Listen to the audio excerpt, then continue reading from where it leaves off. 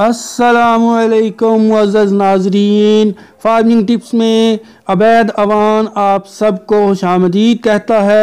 आज हम मौजूद हैं एक मिक्स डेयरी फार्म के ऊपर जो कि ज़िला गुजरांवाला के एक गांव में मौजूद है।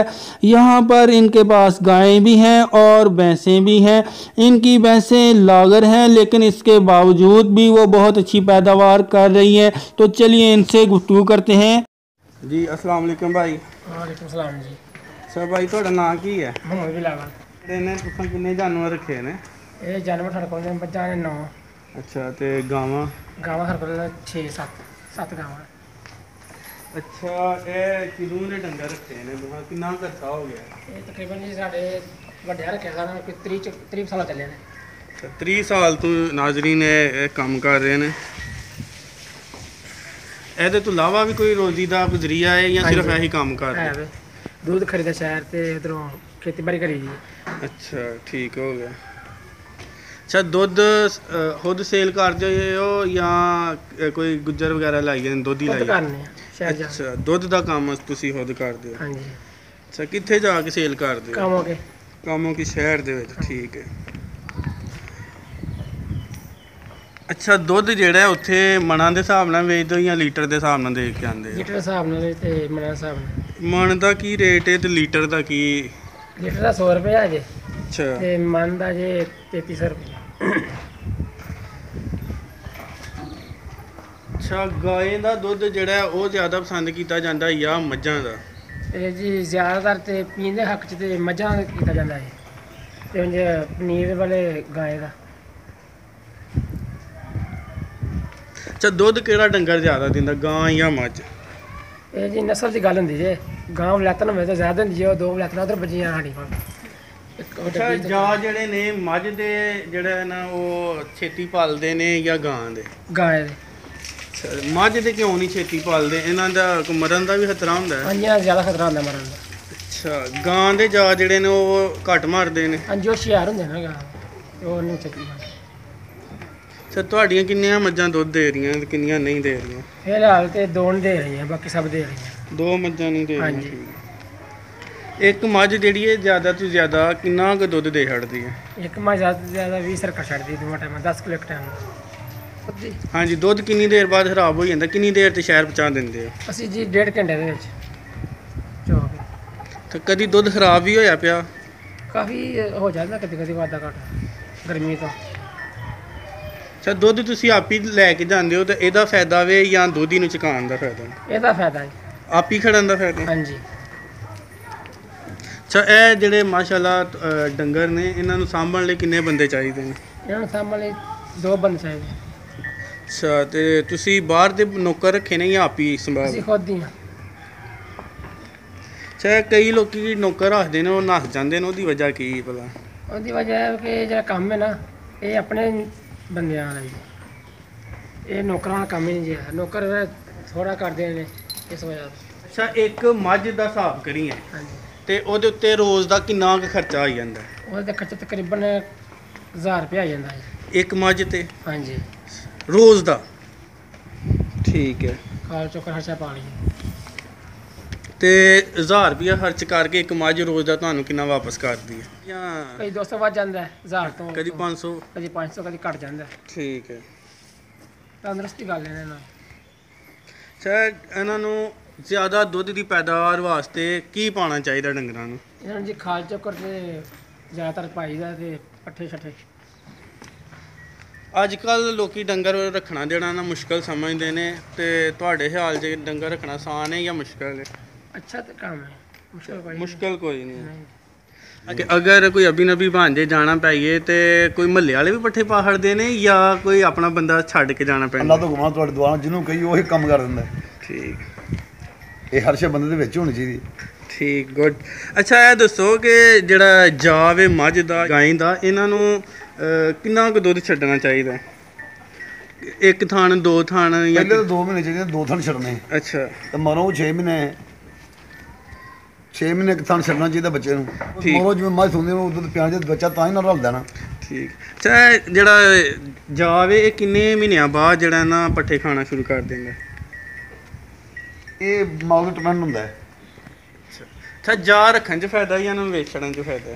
ਜਾ ਰੱਖਣ 'ਚ ਫਾਇਦਾ ਹੁੰਦਾ ਕਿ ਬੱਚੇ ਜਵਾਨ ਹੋਣ ਤਾਂ ਫਾਇਦਾ ਹੁੰਦਾ ਕਿ ਵੱਡੇ ਵਡੇਰੇ ਮੁੱਕ ਜਾਂਦੇ ਨਿੱਕੇ ਨਾ ਹੋਣ। ਅੱਛਾ ਇਹਨੇ ਡੰਗਰ ਜਿਹੜੇ ਨੇ ਇਹਨਾਂ ਦੇ ਮਹਾਨਾ ਜਿਹੜਾ ਇਲਾਜ ਦਵਾਈ ਵਗੈਰਾ ਤੇ ਕੋਈ ਖਰਚਾ ਕਿੰਨਾ ਕੁ ਆਈ ਜਾਂਦਾ?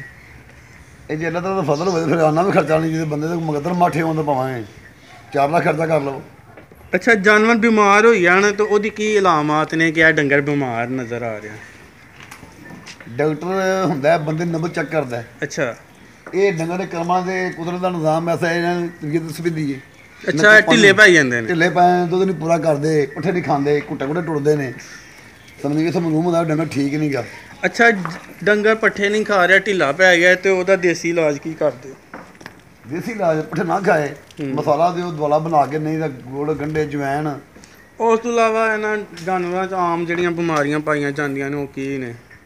ਸਭ ਬਹੁਤੀ ਬਿਮਾਰੀਆਂ ਜੇ ਸਰਦੀ ਸ਼ੁਰੂ ਹੁੰਦੀ ਹੈ ਹਾਂਜੀ ਅੱਜ ਕੱਲ੍ਹ ਆ ਗਏ, ਸਮਝ ਨਹੀਂ। ਅੱਜ ਕੱਲ੍ਹ ਡੰਗਰ ਬਹੁਤੇ ਬਿਮਾਰ ਹੁੰਦੇ ਨੇ ਤੇ ਜਾਂ ਜੋ ਸਿਆਲ ਮੁੱਕਦਾ ਉਦੋਂ ਡੰਗਰ ਬਹੁਤੇ ਬਿਮਾਰ ਹੁੰਦੇ ਨੇ। ਬਾਹਰ ਜਦੋਂ ਨਿਕਲਦੇ ਨਾ ਅੰਦਰੋਂ ਵਾਹ ਪੈ ਜਾਂਦੀ, ਗਰਮ ਸਰਦ ਡੰਗਰ ਹੋ ਜਾਂਦਾ ਹੈ। ਠੀਕ ਹੈ। ਤੇ ਬਿਮਾਰੀਆਂ ਜਿਹੜਾ ਇਹਨਾਂ ਨੂੰ ਵੈਕਸੀਨ ਕਿਹੜੀ ਕਿਹੜੀ ਕਰਾਉਣੀ ਚਾਹੀਦੀ, ਕਿਹੜੀ ਕਿਹੜੀ ਬਿਮਾਰੀ ਦੀ? ਵੈਕਸੀਨ ਨੂੰ ਡਾਕਟਰ ਦੀ ਮੁਤਾਸਰ ਹੁੰਦੀ ਹੈ। ਡਾਕਟਰ ਦਵਾਈ ਚੰਗੀ ਦਿੰਦਾ, ਪੈਸੇ ਚੰਗੇ ਦਿੰਦਾ, ਦਵਾਈ ਉਹ ਡਾਕਟਰ ਦੀ ਮੁਤਾਸਰ ਹੁੰਦੀ, ਦੂਜਾ ਮਾਲਕ ਦੀ ਮੁਤਾਸਰ ਹੁੰਦੀ ਹੈ। ਮਾਲਕ ਪੈਸੇ ਖਰਚ ਕਰ ਸਕਦਾ ਨਹੀਂ ਹੋਰ।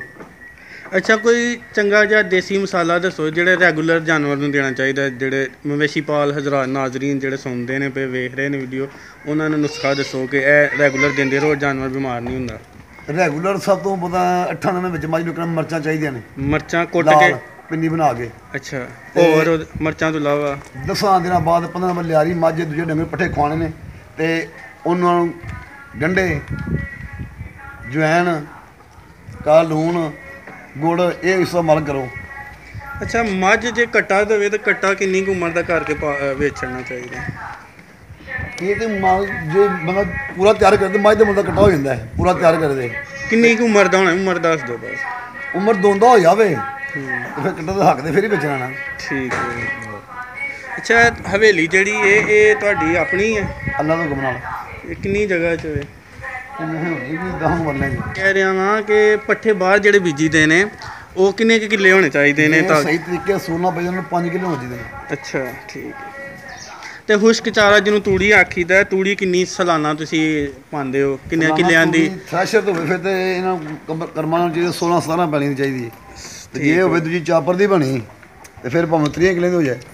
ਅੱਛਾ ਇਹਨਾਂ ਦੇ ਪੱਠੇ ਪਾਉਣ ਵਾਸਤੇ ਪੈਲੀ ਜਿਹੜੀ ਹੈ ਤੁਸੀਂ ਆਪਣੀ ਵੀ ਹੈ, ਠੇਕੇ ਤੇ ਲਈ ਹੈ ਜਾਂ ਮੁੱਲ ਲੈ ਲੈਂਦੇ ਹੋ ਪੱਠੇ? ਅਸੀਂ ਆਪਣੀ ਵੀ ਹੈ, ਠੇਕੇ ਤੇ ਵੀ ਲੈਂਦੇ ਹਾਂ ਤੇ ਦੂਜੇ ਨੰਬਰ ਤੇ ਪੱਠੇ ਘਰ ਜਾਂਦੇ ਥੱਲੇ ਮੁੱਲ ਵੀ ਲੈ ਦਿੰਦੇ। ਜੇ ਸਮਝ ਤੁਹਾਨੂੰ ਨਹੀਂ ਮਿਲਦਾ ਸ਼ਹਿਰੋਂ ਲੈ ਜਾਂਦੇ ਮੁੱਲ, ਇਹਨਾਂ ਦਾ ਨਹੀਂ ਭੁੱਖਾ ਰੱਖਣਾ। ਠੀਕ ਹੈ। ਅੱਛਾ ਦੁੱਧ ਵਧਾਉਣ ਲਈ ਜਿਹੜਾ ਇਹਨਾਂ ਨੂੰ ਵੰਡਾ ਕਿਹੜਾ ਪਾਉਣਾ ਚਾਹੀਦਾ? ਗਰਮੀ 'ਚ ਜਿਹੜਾ ਕੌੜੀ ਖਾਦ ਰੋਟੀਆਂ ਬਣ ਜਾਂਦੀਆਂ ਨੇ। ਸਹੀ ਹੈ। ਗਰਮੀਆਂ 'ਚ ਪੱਠੇ ਸਵਾਲੇ ਹੋਣ, ਸੁਥਰਾ ਚਾਰਾ ਹੋਵੇ ਤੇ ਜੇ ਬਹੁਤ ਦੁੱਧ ਵਧਾ ਦੇਣਗੇ ਬਹੁਤੇ ਮੋਟੇ ਨੇ ਫਿਰ ਸੈਲਡ ਪਾਉਣਾ ਚਾਹੀਦਾ, ਸਾਈਲੇਜ ਪਾਉਣਾ ਚਾਹੀਦਾ। ਠੀਕ ਹੈ।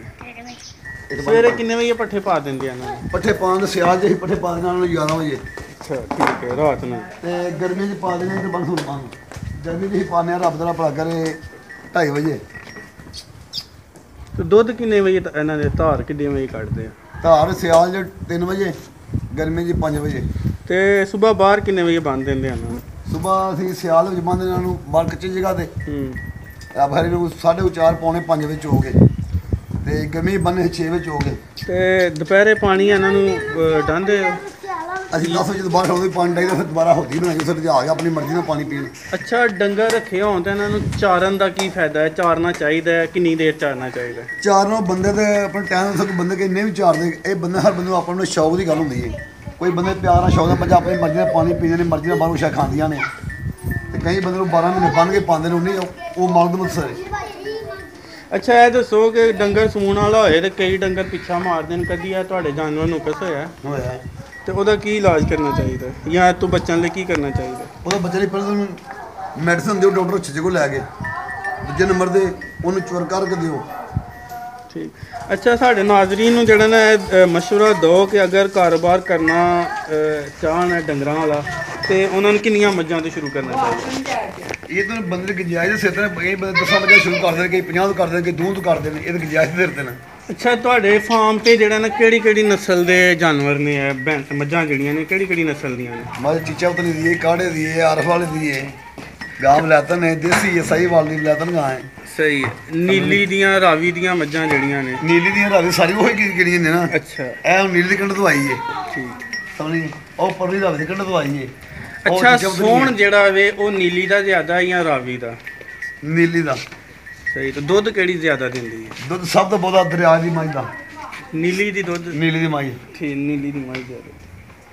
ਅੱਛਾ ਜਦੋਂ ਮੱਝ ਖਰੀਦਣੀ ਚਾਹੀਦੀ ਏ, ਇਹ ਮੱਝ ਜਿਹੜੀ ਏ ਇਹ ਕਿਹੜੀ ਲੈਣੀ ਚਾਹੀਦੀ ਏ? ਸੂਣ ਵਾਲੀ ਲੈਣੀ ਚਾਹੀਦੀ ਏ ਜਾਂ ਸੂਈ ਲੈਣੀ ਚਾਹੀਦੀ ਏ? ਸੂਈ।